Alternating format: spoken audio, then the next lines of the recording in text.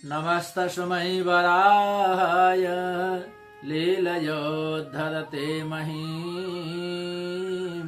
पुरमध्यगतो यस्य मेरुः खड़खड़ायते। एकादशी तिथि के महात्म्य के प्रसंग में कुबेर की उत्पत्ति की कथा वाराह पुराण के 18वें भाग में हम सभी श्रवण करते हैं। मुनिवर महातपा कहते हैं कि हे राजन, अब एक दूसरी कथा मैं आपको सुनाता हूँ।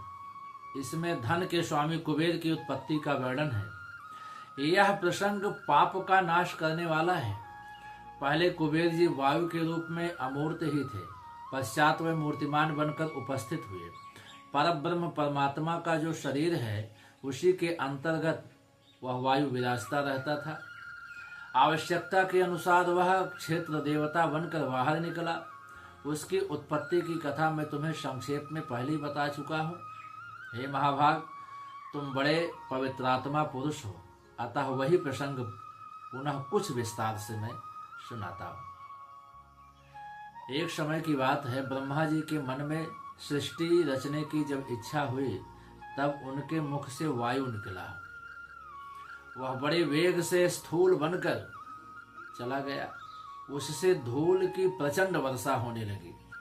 फिर ब्रह्मा जी ने उसे रोका और साथ ही कहा, हे वायु, तुम शरीर धारण करो और शांत हो जाओ। उनके ऐसा कहने पर वायु मूर्तिमान बनकर कुबेर के रूप में उनके सामने उपस्थित हुए। तब ब्रह्मा जी ने कहा, संपूर्ण देवताओं के पास जो धन है वह केवल फल मात्र है। उन सब की रक्षा का भार अब तुम्हारे ऊपर है। इस रक्षा कार्य के कारण जगत में धनपति नाम से तुम्हारी प्रसिद्धि होगी।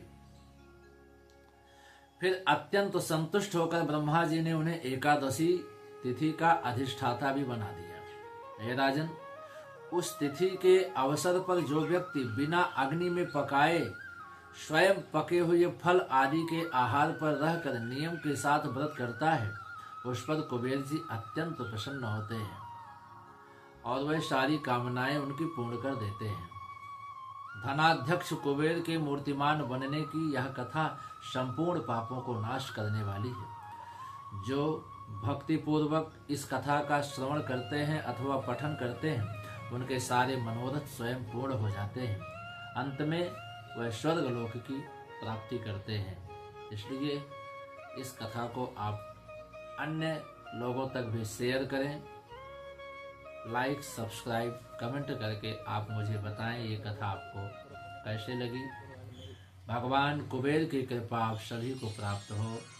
बोलिए कुबेर भगवान की जय हो।